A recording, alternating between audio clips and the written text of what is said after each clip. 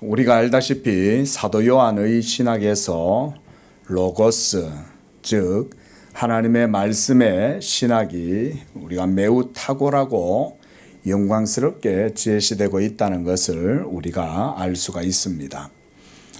성육신하신 예수 그리스도께서 곧 태초부터 계신 말씀이시고 그가 곧 하나님의 본체의 형상이시다. 그가 없이는 만물이 하나도 지어진 것이 없다라는 것이 사도 요한의 기독론 신학이라고 하겠습니다. 하나님의 영원한 말씀이 육신을 입어 사람들과 같이 되셨다라고 하는 이러한 사도 요한의 로고스 신학, 우리가 이것을 신학에서는 이 기독론이다라고 이렇게 말을 하죠. 이 기독론이 그래서 복음의 핵심 중에 핵심이라고 할 수가 있습니다. 예수 그리스도에 대한 참된 믿음의 고백이 없이는 기독교의 신앙은 절대로 세워질 수가 없습니다. 기독교 자체가 벌써 기독교잖아요. 그러니까 예수 그리스도 교라는 말인 거예요. 오늘 본문 말씀 17절에서 하나님의 말씀의 영광과 탁월함에 대해서 말할 때에 사도 요한은 매우 간략하게 요약해서 율법과 대조적으로 복음의 탁월성을 말해주고 있습니다. 다시 한번 보십시오. 우리 17절 함께 읽어봅니다. 시작. 율법은 모세로 말미암아 주어진 것이요 은혜와 진리는 예수 그리스도로 말미암아 온 것이라 라고 말하고 있습니다. 곧 율법은 모세로 말미암아서 주어진 것이다. 또 은혜와 진리는 예수 그리스도로 말미암아 온 것이다 라고 이렇게 말하면서 율법과 복음의 기원이 서로 다르다는 것을 대조적으로 보여주고 있는 거예요. 그래서 영역본 성경에 보면 The law was given by Moses. 그러니까 모세에 의해서 주어졌다라고 이렇게 말하고요. 그리고 Grace and truth came by Jesus Christ. 그러니까 은혜와 진리는 came, 예수 그리스도로 말미암아 예수 그리스도에게서부터 왔다라고 말하고 있는 거예요. 이걸 이렇게 대조하고 있는 거죠. 율법은 모세에 의해서 주어진 것이지만 은혜와 진리, 이게 복음의 핵심이잖아요. 믿습니까? 은혜와 진리는 예수 그리스도 복음의 진리인 거예요. 그래서 그 은혜와 진리가 예수 그리스도에게서 왔다는 거예요. 모세의 율법은 하나님께서 아브라함과 언약을 맺으신 후에 400년이 지나서 이스라엘 백성들에게 하나님께서 시내산에서 모세에게 주신 것이죠. 그리고 이 율법을 통해서 이스라엘과 하나님 사이에 언약이 맺어지게 되고, 그리고 이스라엘 전체 역사, 즉 예수님이 오셔서 모든 율법을 다 이루시는 그때까지 이 모세의 율법은 이스라엘의 기둥과 같이 딱 중심에 서 있는 거예요. 그래서 우리가 구약의 역사를 이해할 때 율법을 떠나서는 구약의 역사를 이해할 수가 없습니다. 모든 선지자들의 예언 활동 사역도 다 모세의 율법에 근거해서 이해가 되고 해석이 되는 거예요. 그래서 우리가 요즘은 이사야 선지서를 보고 있지만 이사야 선지서의 해석학적인 핵심은 뭐냐? 율법에 있는 거예요. 그래서 선지자들이 성령의 감동을 입어가지고 하나님의 말씀을 예언하고 계시할 때 그 모든 것의 근거는 다 율법에 의해서 예언을 하는 거예요. 선지자들의 예언이 여러분 율법을 떠나서 자의적이고 충동적으로 하는 예언은 없습니다. 예? 그렇게 보면 예언서를 잘못 보는 거예요. 선지자들의 모든 예언의 정통성은 율법에 있는 거예요. 그래서 선지자들은 율법을 언약의 말씀으로 붙들고 이스라엘을 향해서 하나님의 말씀을 계속 율법을 따라서 선포하는 거예요. 그래 하나님의 성령이 선지자들에게 영감을 주셔가지고 그 율법에 숨겨져 있는 뜻을, 그 비밀들을 알려주시는 게 또한 선지자들의 예언 사역이죠. 그러니까 갑자기 우리말로 갑툭튀 이러잖아요. 갑자기 툭 튀어나온다는 거잖아요. 뭐가 갑자기 툭 튀어나오냐? 이 율법에 대해서 백성들에게 말을 하고 있는데 갑자기 예수 그리스도에 대해서 툭툭툭 튀어나오는 거예요. 선지서들을 읽어보면. 그런 것들은 모두가 뭐냐? 율법 안에 예수 그리스도에 대한 복음의 증거가 있기 때문에 선지자들이 그렇게 예언의 말씀 속에 예수 그리스도에 대해서 선포하는 거예요. 보라, 처녀가 잉태하여 아들을 낳을 것이요, 내 뼈가 하나도 꺾이지 아니할 것이다 라는 말씀들이 툭툭 튀어나오는 게 모두가 성령의 영감에 의해서 주어지는 것이죠. 자, 요는 이거예요. 이스라엘 백성들이 모든 신앙생활을 할 때 하나님께서 바로 이 이스라엘 백성들에게 율법을 하나님의 언약의 말씀으로 그들에게 주셨다는 거예요. 애굽에서 이스라엘이 압제와 학대를 받고 있을 때 하나님은 아브라함에게 하신 언약을 기억하시고 모세를 애굽에 보내셔서 이스라엘 백성들로 하여금 하나님이 약속하신 땅 가나안으로 다시금 돌아갈 수 있도록 해 주셨습니다. 그때 하나님께서 시내산에서 모세를 통해서 율법을 주시고 이 율법이 예수 그리스도가 성육신하시는 그때까지 이스라엘 신앙의 기둥이 되었다. 그래서 본문에서 사도는 율법은 모세로 말미암아 주어진 것이라고 말하는 거예요. 그러나 은혜와 진리, 이것은 예수 그리스도로 말미암아 온 것이라고 말합니다. 이 말씀에 여러분들이 잘 주목을 하시기 바랍니다. 그렇다면 율법은 은혜가 아니고 또 진리가 아니란 말입니까? 그건 아니잖아요. 율법도 하나님의 은혜로 주어진 거고 율법도 하나님의 진리인 거예요. 율법과 복음을 비교했을 때 다만 그 은혜의 광도, 룩스 이 말이죠. 그리고 진리의 판명성, 이것을 비교해 볼 때 복음은 율법과 비교할 수 없을 정도로 탁월하고 비상한 방식으로 이루어지는 것이기 때문에 사도는 은혜와 진리가 예수 그리스도로 말미암아 온 것이라고 말하고 있는 거예요. 여기서 이렇게 은혜와 진리는 바로 예수 그리스도의 복음을 의미합니다. 우리가 복음 그러면 하나님의 은혜잖아요. 복음 그러면 하나님의 진리잖아요. 복음 자체가 하나님의 진리란 말이에요. 그러니까 은혜와 진리란 말은 바로 예수 그리스도의 복음을 의미하는 거예요. 그러니까 예수 그리스도께서 복음의 실체가 되시고, 그래서 은혜와 진리가 이 복음으로 우리에게 제시가 되었다. 바로 이 복음이 예수 그리스도의 인격에서 드러났다. 그런 말인 거예요.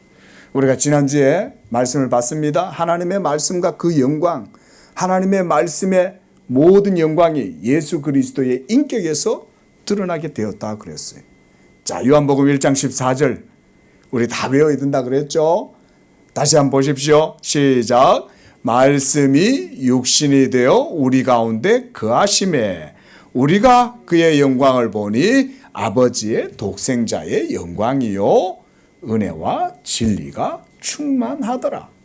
그리고 방금 읽었던 우리가 요한복음 1장 17절에서도 은혜와 진리는 예수 그리스도로 말미암아 주어진 것이다 그랬습니다. 이렇게 바로 사도는 은혜와 진리가 예수 그리스도로 말미암아 주어진 것이라고 하면서 모세의 율법을 대조시켜서 보여주고 있는 거예요. 그래서 여러분 우리가 그러니까 예수 그리스도께서 복음의 실체요 은혜와 진리가 바로 복음인데 율법도 하나님의 말씀이고 또 율법 가운데 사실은 하나님의 은혜와 진리가 증거가 되고 있죠. 여러분 율법은 모세가 만든 거예요? 그럼 어떻게 생겼어요 율법이? 하나님께서 모세에게 주신 거죠. 그러면 그 율법은 바로 하나님의 말씀이잖아요. 하나님의 명령, 하나님이 명하신 말씀인 거예요. 그래서 이렇게 율법도 하나님의 말씀이고 또한 복음도 하나님의 말씀인데, 율법을 구약의 성경에서는 증거의 말씀이라고도 합니다. 율법에 대한 구약의 여러 가지 표현들이 있죠. 주의 도, 주의 율례, 주의 법도, 규례, 주의 도, 뭐 이런 여러 가지 이제 표현들이 있는데, 한마디로 이것 전체가 다 율법인 거예요. 율법을 다양하게 표현하는 거예요. 그 가운데 하나가 뭐냐면 주의 증거, 율법의 증거라는 표현을 씁니다. 증거. 여러분이 증거라고 말할 때 이게 뭔 말이냐면, 모세의 율법 가운데 있는 하나님의 의와 약속이 그 속에 있기 때문에 그것을 그래서 증거의 말씀이라고 그러는 거예요. 즉 율법은 하나님의 약속의 실체이신 그리스도를 증거한다는 거예요. 그래서 시편 기자가 시편 119편 18절에 이렇게 말합니다. 내 눈을 열어 주의 율법에서 놀라운 것을 보게 하소서라고 말합니다. 주의 율법에서 놀라운 것을 내 눈을 열어 보게 해달라는 거예요. 율법이 주어져 있죠. 율법이 주어져 있는데 왜 시편 기자는 눈을 열어달라고 그럴까요? 그것은 율법 베일을 열어갖고 그 속에 있는 실제 본질을 보여달라는 거잖아요. 그렇죠? 그 얘기입니다. 그러나 이러한 율법이 베일에 가려져 있기 때문에 그래서 시편 기자가 눈을 열어달라는 거예요. 하나님께서 율법의 참된 의미, 곧 증거하는 바 그 계시의 비밀을 보게 해주시지 않는다면 이 율법은 우리의 눈에, 마음에, 영혼에 닫혀 있기 때문에 우리가 그것을 볼 수 없다. 이게 율법의 한 특성이라고 할 수가 있습니다. 그래서 우리가 율법을 사도 바울이 베일이라고 말하죠. 가리워졌다라고 말하는 거예요. 조금 이따 말씀을 드릴게요. 성경은 이러한 율법의 성격을 그래서 장차 올 좋은 것의 그림자요 하늘 참 성전의 모형이고 그리고 상징적인 것이라고 말해요. 우리 히브리서 말씀 한번 찾아보겠습니다. 히브리서 8장 5절. 자, 시작. 그들이 섬기는 것은 하늘에 있는 것의 모형과 그림자라. 모세가 장막을 지으려 할 때에 지시하심을 얻음과 같으니 이르시되 삼가 모든 것을 산에서 내게 보이던 본을 따라 지으라 하셨느니라. 본을 따라 지으라고 한 거예요. 산에서 하나님이 모세에게 보여주신 거예요. 그러니까 모세가 산에서 본 건 뭘까요? 모형이 아니라 실체를 본 거죠. 그렇죠?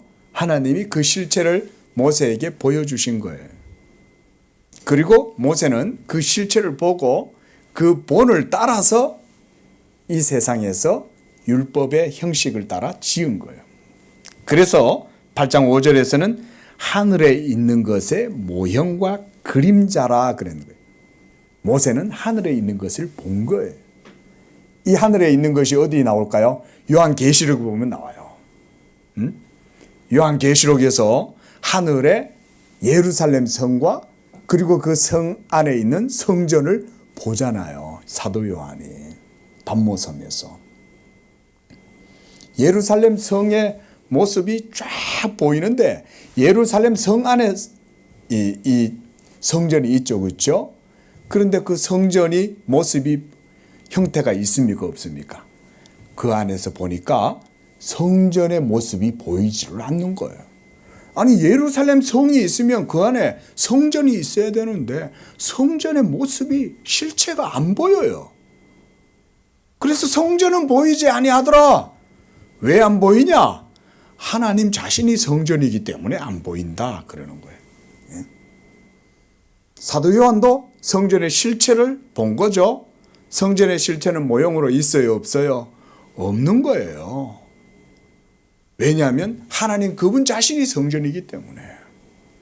오늘날 모세의 율법에 의해서 규정되고 이렇게 디자인된 그런 성전이 있습니까? 오늘날은 모세의 성전이 없죠. 모세가 지은 그 성막이 더 이상 우리에게 있지 않아요. 그러면 이 성전이 우리 안에 있어요, 없어요? 이 성전이 있죠. 이 성전이 바로 뭡니까?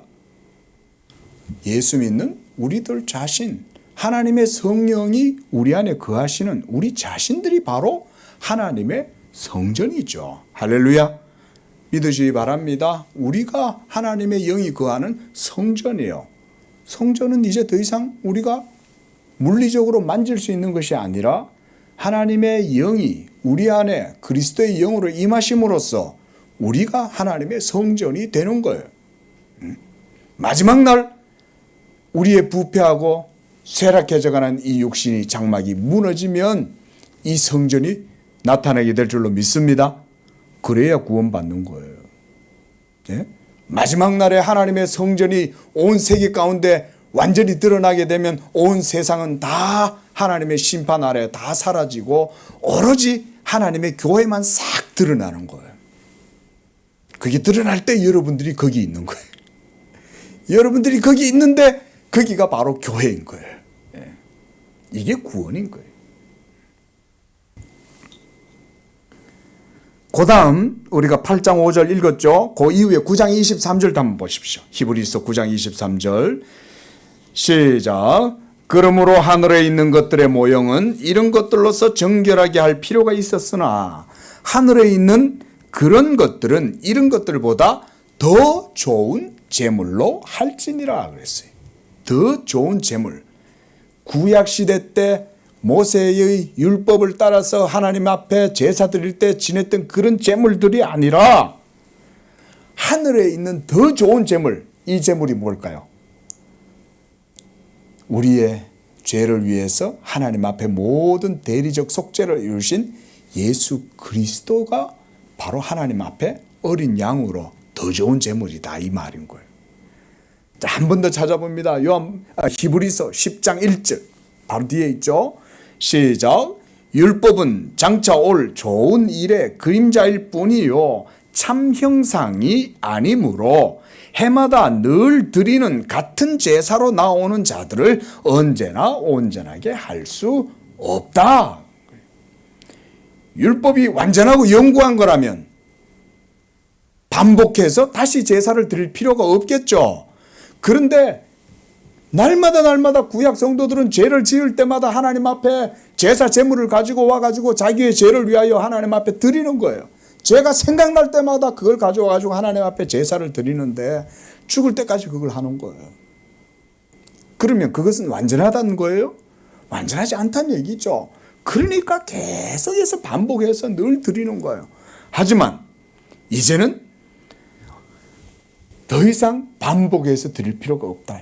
예수 그리스도께서 단번에 이루신 구속으로 말미암아 영원한 속죄를 이루셨으므로 이제는 누구든지 예수 그리스도의 그 보혈을 의지해서 하나님 앞에 나아가는 자들은 두 번 다시 반복해서 제사를 드릴 필요가 없다 그 말인 거예요.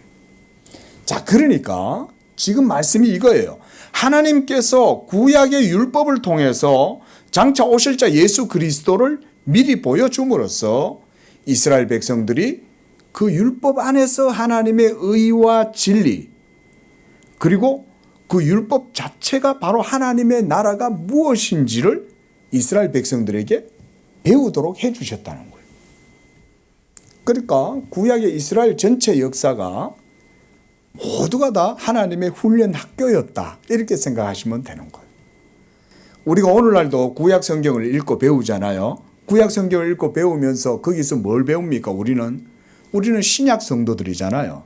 우리는 구약의 율법 아래에서 신앙생활을 하지 않죠. 그럼에도 불구하고 우리가 구약을 공부해야 하는 이유가 뭐냐?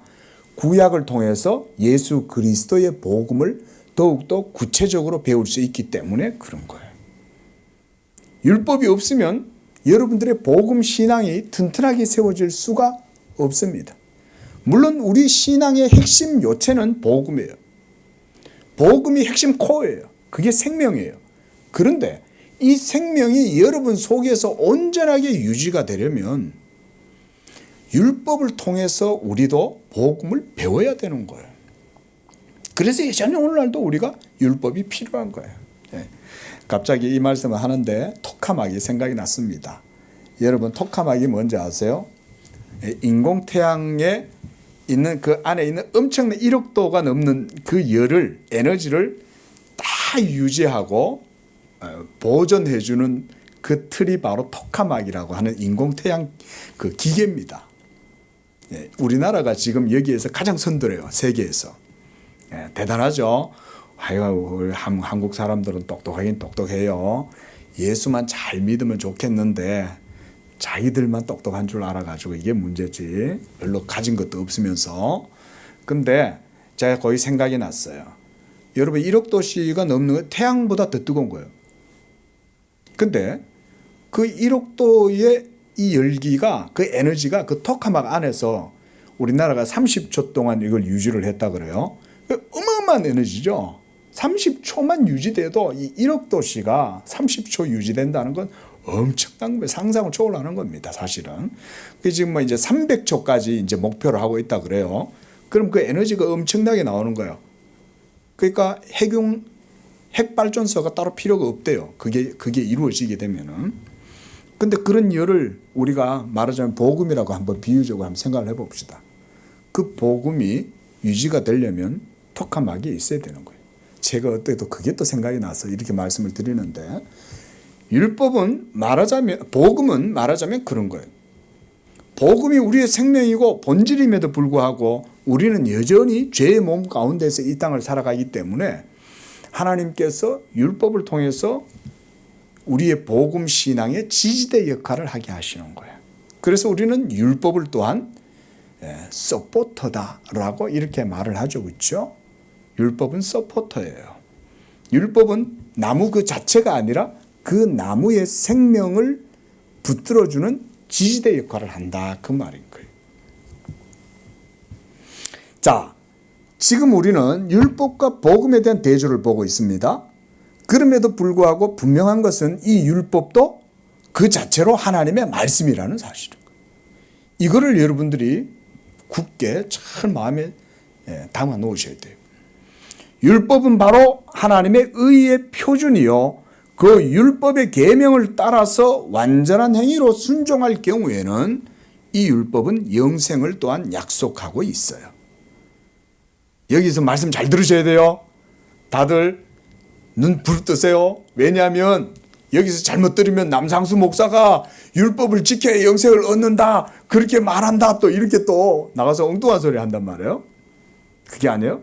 여러분 율법을 잘 배워야 됩니다. 말씀드렸듯이 복음 신앙을 바르게 세우려면 율법도 바르게 잘 배워야 됩니다. 이걸 잘 기억하세요. 율법주의 아닙니다.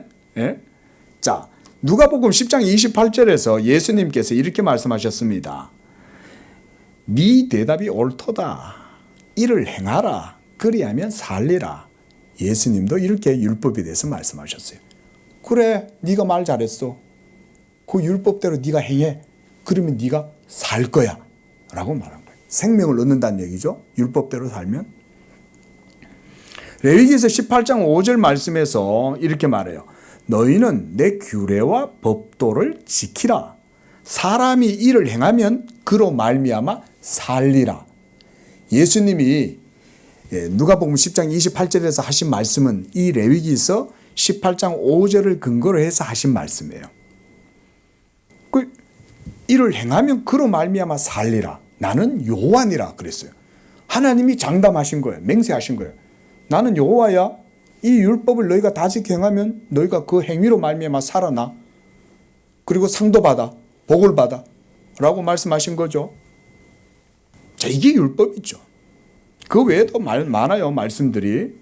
자, 그런데 성경은 또 이렇게 말합니다.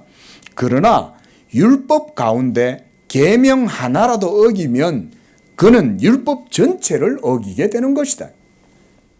그래서 야고보서 2장 10절에서 이렇게 말해요. 누구든지 온 율법을 지키다가 그 하나를 범하면 모두 범한 자가 되나니 그랬어요. 그래서 간음하지 말라 하시니가 또한 살인하지 말라 하셨은즉 네가 비록 간음은 하지 아니하였다 해도 살인한다면 너는 율법을 범한 자가 되느니라. 그러면 그 사람은 살 수 있어요, 없어요? 살 수 없는 거죠. 왜냐하면 율법 전체의 의무 가운데 하나라도 어기면 율법 전체를 다 어기게 된 것이 됩니다. 또 갈라디아서 5장 3절에서도 이렇게 말씀합니다. 갈라디아서 5장 3절 내가 할례를 받은 각 사람에게 증언하노니 그는 율법 전체를 행할 의무를 가진 자다.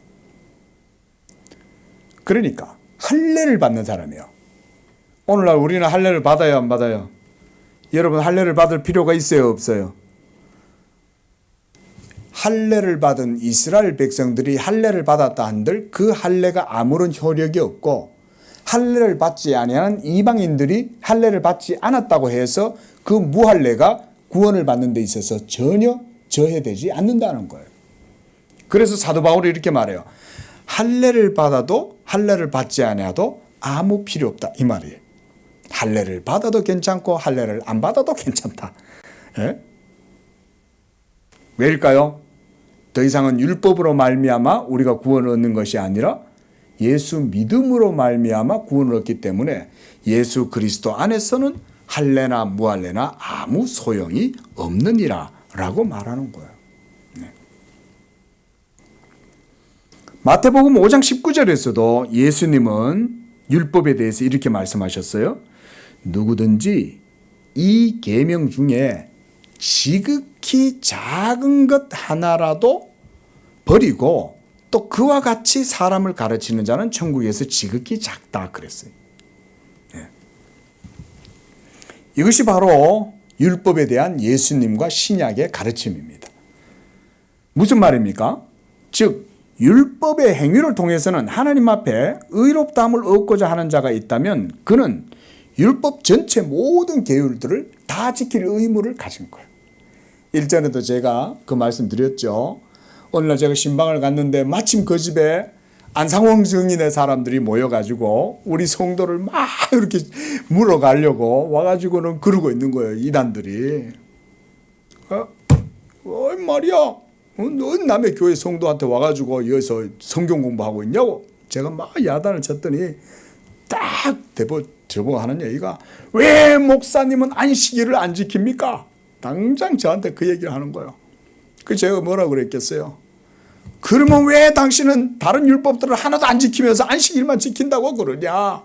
네가 안식일을 지키겠다고 그러면 율법의 모든 계율을 다 지켜야지. 지켜? 입도 뻗고 못하죠. 예?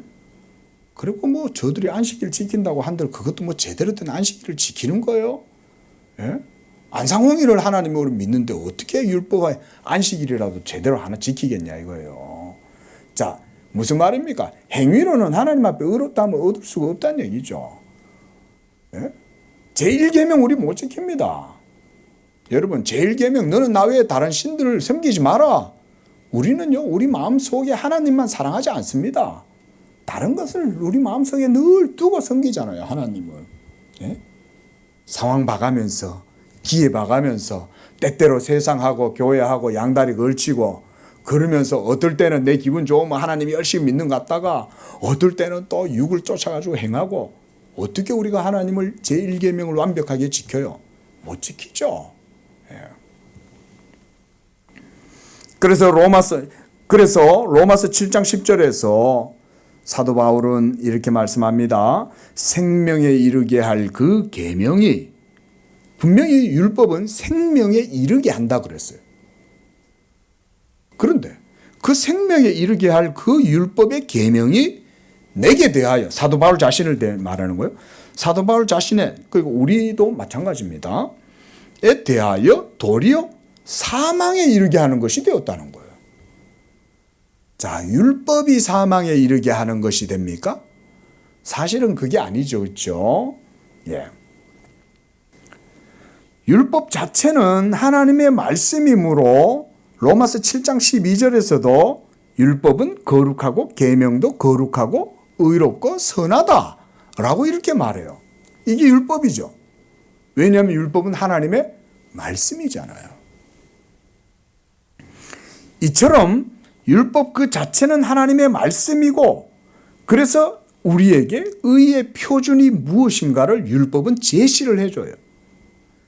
그러나 율법은 진리의 본질 그 자체를 우리에게 있는 그대로 드러내 보여주지는 않아요. 그래서 성경은 율법을 또한 베일에 가리워져 있다. 사도 바울의 표현에 의하면 수건으로 얼굴을 이렇게 가리고 있다 그러잖아요. 그렇죠? 수건으로 그 얼굴이 가리워졌다 그랬습니다.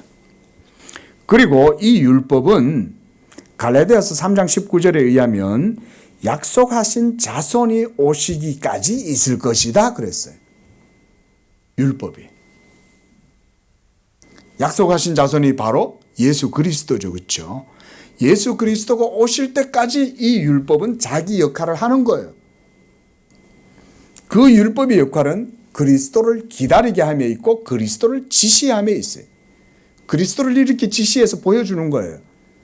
그래서 그가 바로 하나님의 아들 메시아 그리스도다라는 것을 율법이 보여주는 거예요. 그리고 이 역할이 예수님 오실 때까지 하다가 예수님이 오신 다음에는 더 이상 지시할 필요가 없죠. 율법의 광도가 복음의 광도에 압도가 돼가지고 더 이상은 율법의 빛이 드러낼 필요가 없는 거죠. 우리가 지난주에도 예화를 드렸습니다. 그렇죠?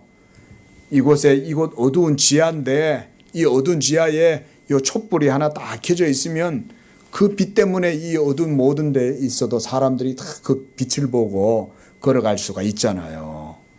그런데 갑자기 이 LED 요즘 이 조명 기술이 얼마나 발달됐습니까?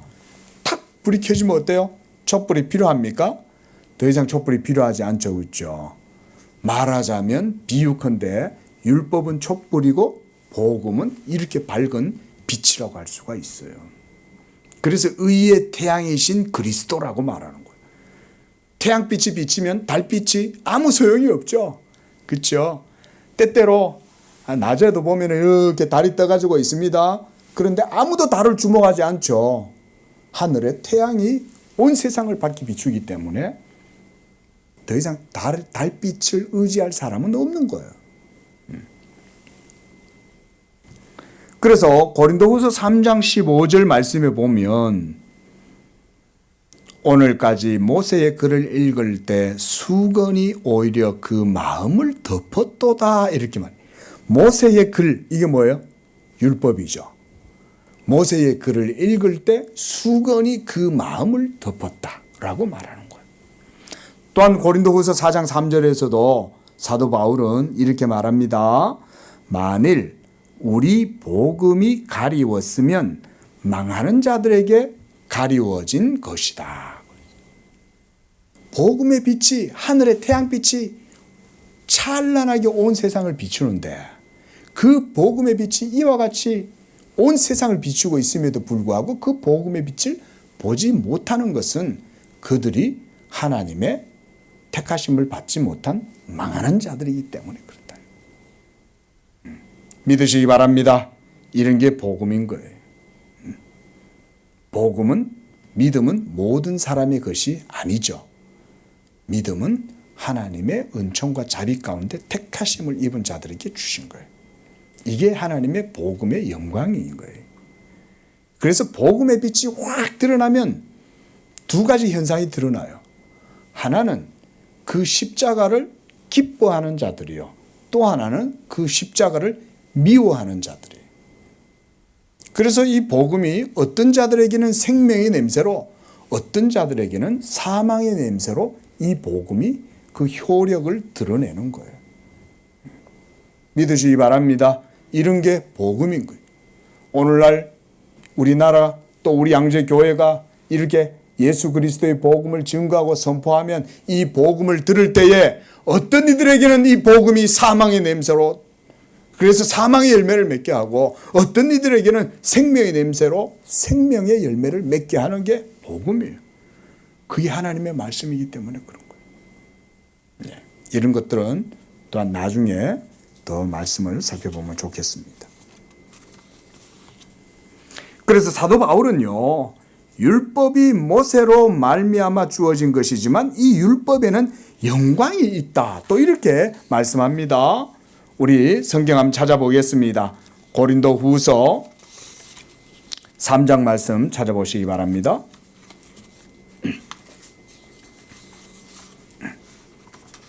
고린도후서 3장 6절 말씀 찾아보십시오. 고린도후서 3장 6절에서 11절인데요. 우리 한번 천천히 오늘 본문과 관련해서 한번 읽어보겠습니다. 3장 6절 고린도후서 시작. 그가 또한 우리를 새 언약의 일꾼 되기에 만족하게 하셨으니 율법 조문으로 하지 아니하고 오직 영으로 함이니 율법 조문은 죽이는 것이요 영은 살리는 것이니라. 돌에 써서 새긴 죽게 하는 율법 조문의 직분도 영광이 있어 이스라엘 자손들은 모세의 얼굴에 없어질 영광 때문에도 그 얼굴을 주목하지 못하였거든. 하물며 영의 직분 복음이에요. 더욱 영광이 있지 아니하겠느냐. 정죄의 직분 율법이에요. 영광이 있은즉 의의 직분 복음이에요. 영광이 더욱 넘치리라. 영광되었던 것이 율법이에요. 더 큰 영광으로 말미암아 복음이에요. 이에 영광될 것이 없으나 없어질 것 율법이에요. 영광으로 말미암아 쓴즉 길이 있을 것 복음이에요. 더욱 영광 가운데 있느니라. 자, 읽었던 이 고린도후서 3장 6절에서 11절 말씀은 사도 바울이 복음과 율법을 매우 대조적으로 보여주는 거예요. 그런데 율법에는 영광이 있어요, 없어요? 영광이 있죠. 왜냐하면 하나님의 명령이고 말씀이잖아요. 그러니까 그 자체로 의의 표준을 드러내 보여주기 때문에 율법도 영광이 있어요. 그러나 이 율법의 영광이 문제는 죽게 한다는 거예요. 여러분들로 하여금 여러분들의 영혼을 살게 하는 게 아니라 도리어 율법이 여러분들에게 다가오면 여러분들의 거듭나지 못한 심령을 죽게 만든다. 예? 이 말은 뭔 얘기냐면 율법 그 자체에 생명이 없어서 죽게 한다는 말이 아니에요. 그게 아니라 생명이 다가오니까 내가 죽었다는 것이 드러난다 이런 의미예요. 자, 여러분 죽은 물고기는 물을 거슬러서 올라갈 수 있어요, 없어요? 물을 거슬러 올라갈 수 없죠. 떠내려가죠. 그런데 살아있는 생선과 죽어있는 생선을 화로와 그렇죠? 화로와 생선을 옆에 같이 놔두면 분명히 차이가 나죠. 살아있는 건 팔딱팔딱 뛰는 거예요. 근데 죽은 것이 가만히 있죠. 예? 율법은 우리가 죽었다는 것을 보여주는 거예요. 자, 우리가 금요일 날 때 공부했습니다. 그렇죠? 율법은 우리에게 다가오면 거듭나지 못한 우리의 옛 자아가 죽음의 상태에 있고 불의의 상태에 있다는 것을 보여줌으로써 내가 살아있는 것이 아니라 내 속에 죄가 살아있고 나는 죽었다. 이걸 보여주는 게 율법이다. 믿으시기 바랍니다. 율법은 그걸 보여주는 거예요. 그러니까 율법 그 자체는 사실은 생명의 기준이죠. 왜냐하면 내가 죽었는지 살았는지를 가늠해주는 그 척도가 율법이니까. 그게 시금석인 거예요. 율법이. 그 율법 앞에 서면 내가 죽었는지 살았는지 알 수가 있어. 그 율법을 사랑하면 내가 살았는 거야. 근데 율법을 미워해. 그러면 내가 죽은 거예요. 율법을 왜 미워할까요? 내 속에 죄가 율법을 미워하는 거죠. 왜? 율법이 죄를 정죄하기 때문에. 너 불의하구만. 너 하나님께 심판받아야 되겠어. 너 하나님의 진노와 저주를 받아야 되겠어. 그리고 너는 영원한 하나님의 사망의 형벌을 받아야 돼. 라고 율법이 말하니까 율법이 싫은 거야. 그래서 죄가 싫어요. 그래서 이 죄의 본성이 여러분 속에 가만히 침잠해 있다가 율법이 딱 다가오면 여러분들의 마음을 막 요동치게 만드는 거예요. 그래서 이제까지는 내가 살았는 줄 알았더니 율법이 다가오면 내가 산 게 아니라 나는 죽고 누가 살아나요? 죄가 살아나는 거예요. 그게 율법의 심리다. 제 말이에요. 그게 율법의 효력이고 작용이에요. 율법이 다가오면 죽은 여러분들의 영적 상태가 민낯이 율법에 의해서 다 까발려지는 거예요. 그러니까 싫은 거야, 그게. 그러니까 죽은 자는 율법을 싫어하는 거예요. 왜? 내가 죽었다는 것을 보여주니까. 그래서 빛이 오매 세상이 어땠어요? 그 빛을 사랑했어요? 빛을 미워해서 오지 않은 거예요. 왜? 이는 자기들의 행위가 나타날까 함이니라. 그게 율법이에요. 그래서 우리가 요한복음 1장 속에 벌써 사도 요한은 율법과 복음에 대한 분명한 대조를 보여줍니다. 오늘 우리가 읽었던 이 16장 17절 18절 말씀 속에도 벌써 이 율법과 복음에 대한 대조가 있죠. 우리는 아직 복음에 대해서 들어가 보지도 않았어요. 지금 율법 공부하고 있는 거예요, 사실은. 자, 다시 한번 정리해 봅니다. 구약의 율법과 신약의 복음은 모두가 다 한 분 하나님의 말씀이지만 성경은 율법과 복음의 이 경륜상의 차이를 또한 분명하게 증거해 줍니다. 자, 우리가 또 한번 따라해 볼게요. 경륜상의 차이. 경륜상의 차이란 말은 예수 그리스도로 말미암아 하나님의 구원이 이루어지게 될 때까지 율법은 경륜상 자기의 역할을 맡아서 했다, 그 말인 거예요. 그리고 복음과는 차이를 가진다, 그 말입니다. 자, 그래서 성도라고 하면 특히 신약 시대를 살아가는 이 성도들에게 있어서 율법과 복음의 관계에서 그 차이를 바르게 이해하는 것이 그래서 매우 중요합니다. 우리가 하나님의 아들 예수 그리스도를 믿을 때에 하나님의 은혜로 값없이 의롭다 하심을 얻게 되고 죄사함과 영생을 얻게 됩니다. 예수를 믿고 난 이후에 이러한 하나님의 은혜를 누리고 살아가다가도 우리들도 어느 날 서서히 갈라디아 교인들과 같은 그런 우를 범할 수가 있어요. 사도 바울이 갈라디아 교회를 향해서 이렇게 책망을 합니다. 갈라디아서 3장 1절에 어리석도다. stupid. 야, 이 미련한 자들아, 이 말인 거예요. 예수 그리스도께서 십자가에 못 박히신 것이 너희 눈앞에 밝히 보이거늘 누가 너희를 꾀더냐. 그러면서 그는 2절에서 너희가 성령을 받은 것이 율법의 행위로냐 혹은 듣고 믿음으로냐. 율법의 행위로 성령을 받은 거야, 듣고 믿음으로 성령 받은 거야. 또한 3절에서도 너희가 이같이 어리석으냐, 성령으로 시작하였다가 이제는 육체로 마치겠느냐 라고 말합니다.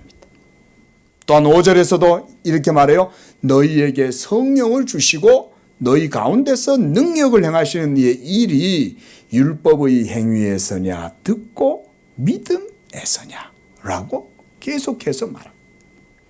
여기서도 사도 바울도 계속해서 고린도후서 아까 우리가 3장 말씀에서 읽었던 것처럼 갈라디아서에서도 율법과 복음에 대한 대조를 계속 해주죠. 그렇죠? 율법의 행위로냐 복음을 듣고 믿음으로냐. 그리고 그 믿음은 성령의 역사라고 말하고 있는 거죠. 그렇죠? 그러니까 사도 바울이 아까 고린도 후서 3장에서 얘기했던 그 영의 직분과 율법의 직분이 바로 그 영의 직분이 바로 그런 거죠. 처음 믿을 때는 우리 모두도 행위로 하나님 앞에서 의롭다함을 얻는 것이 아니었죠. 그렇죠? 예수 그리스도의 복음을 듣고 믿음으로 하나님 앞에서 죄사함과 은총과 구원의 기쁨, 그 감격을 누렸는데 신앙생활을 하다 보니까 어느 순간 점차 믿음이 아니라 자신의 행위로 하나님 앞에서 의롭다함을 얻으려고 애쓰는 자신을 어느 순간 발견하게 된다, 이건 거예요. 여러분, 이게 우리 모든 성도들의 성화의 삶에서 항상 조심해야 될 복병이에요. 이게 여러분들의 신앙을 좀먹을 뿐만 아니라 복음의 은혜에서 여러분들을 훔쳐가는 거예요. 스스로 여러분들이 속는 거예요. 갈라디아 교회가 거기에 속은 거예요. 처음에는 은혜로 예수를 잘 믿었어. 성령이 역사하고 사도 바울이 복음을 전하니까 성령의 은혜 가운데 막 예수를 믿게 되고 거듭나게 되고 회심하게 되고, 또 사도 바울이 또 뭐 놀라운 능력도 행하잖아요. 그러니까 뭐 모두가 믿음이 충만했어. 그런데 어느 날 사도 바울이 전도 여행을 하러 떠난 거예요. 제가 이제 전도 여행을 다른 데로 떠나야 됩니다 하고 떠나고 난 이후에 거기에 율법주의자들이 찾아 들어오고, 야, 예수 믿음만으로 되는 게 아니야. 율법도 같이 잘 병행해서 지켜야 돼. 할례도 받아야 돼. 모세 율법을 잘 지켜야지 믿음만으로 되는 게 아니야 라고 이렇게 주장을 하니까 사도 바울이 그들에게 그 편지를 보낸 거예요. 어리석도다 이 갈라디아 성도들아. 너희가 성령이 너희 가운데 역사하신 그 모든 것이 율법의 행위로 말미암아 성령이 역사하신 거야? 아니잖아. 예수 믿음으로 복음의 역사로 성령의 역사를 너희가 체험한 거잖아. 하나님의 은혜를 받은 거잖아. 그 말을 하는 거죠. 여러분, 그래서 이런 것을 우리가 그래서 율법주의라고 그러는 거야. 우리 성도님들이 신앙생활 하실 때 이걸 항상 경계하셔야 됩니다. 율법주의. 물론 또 그 반대로 율법 폐기론도 있죠. 그렇죠? 이 둘 다 이단입니다. 율법주의도 이단이고 율법 폐기론도 이단이에요. 그런데 저는 여러분들이 이단이다 말하는 거 아니에요. 여러분들이 율법주의적으로 흘러가더라도 그렇다고 제가 여러분들이 이단이 되었다라고 말하는 건 아닙니다. 예? 이단은 언제 이단이 되는 줄 아세요? 그거를 주장할 때 이단이 되는 거예요. 그런데 여러분들은 주장하는 건 아니잖아요. 여러분들의 육신의 연약함으로 신앙생활 하다가 성령을 의지해서 살기보다는 성령을 거스를 때가 많잖아요. 그렇죠? 오라 나는 공고한 사람이로다. 예? 누가 이 사망의 몸에서 나를 건져내랴. 사도 바울이 그렇게 말할 때 내 속으로는 성령의 법을, 하나님의 법을, 내 육신으로는 죄의 법을 따른다라고 할 때 사도 바울이 이단이겠어요? 그게 아니잖아요. 예? 우리는 늘 이렇게 하나님의 복음의 진리에서 똑바로 나가지 못하고 좌우로 왔다 갔다 그래요. 그런데 이단은 누가 이단이 되냐? 아니에요. 십자가를 입으로 거부하면서 십자가만이 우리의 의가 아니라 율법의 행위도 있어야 돼요 라고 주장하면 그게 이제 이단이 되는 거예요. 예. 그 주장하는 게 무서운 거예요. 그렇죠? 율법 폐기론도 마찬가지입니다. 예? 우리가 율법의 의를 따를 필요가 없어. 예수 믿음으로 구원받았어. 구원파가 그러잖아요.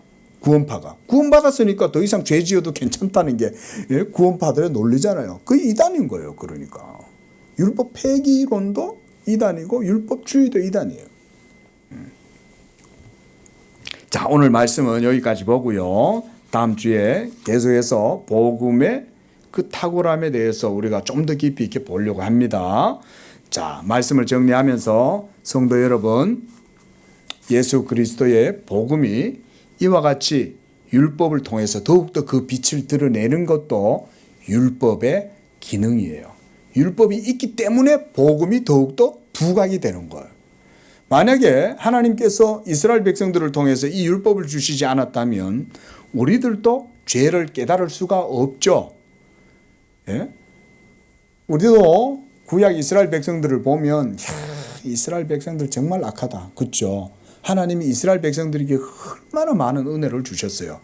여러분들에게 하나님이 구약 이스라엘 백성들에게 베풀어 주신 그런 기적이나 기사와 이적과 능력을 나타내 보여주면 여러분들 어떻게 하시겠어요?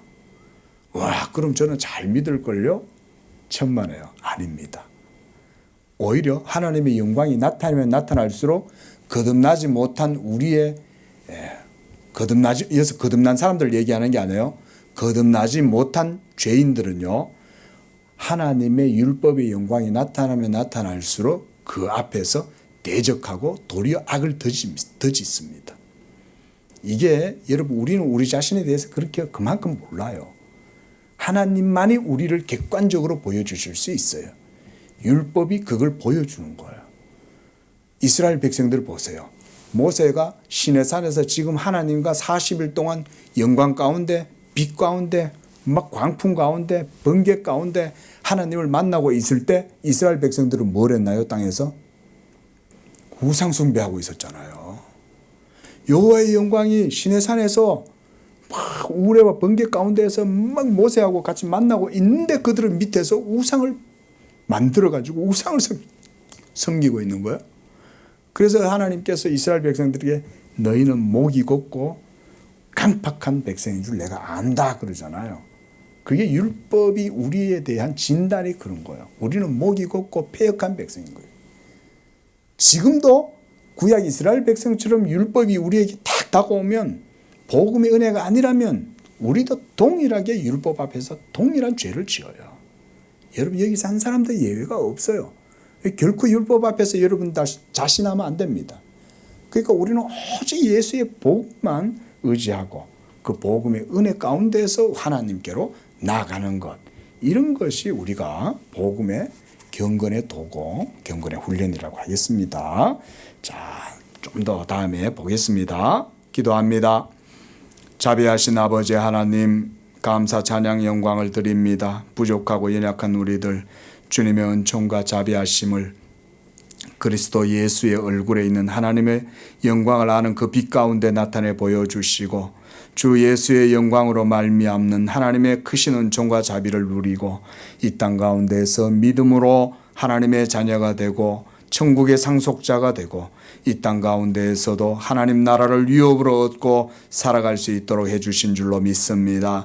우리 양재교회 성도들에게 이와 같은 복음의 신앙을 주시고 아버지의 이 말씀을 통해서 율법과 복음의 그 차이를 깊이 알아가고 복음의 탁월함과 복음의 비상한 역사를 깨달음으로써 온전히 우리의 믿음이 진리 위에 든든하게 세워지고 하나님의 은혜를 깊이 확신하는 복된 믿음 다 되도록 축복하여 주시옵소서. 거룩하신 예수님의 이름으로 기도합니다. 아멘.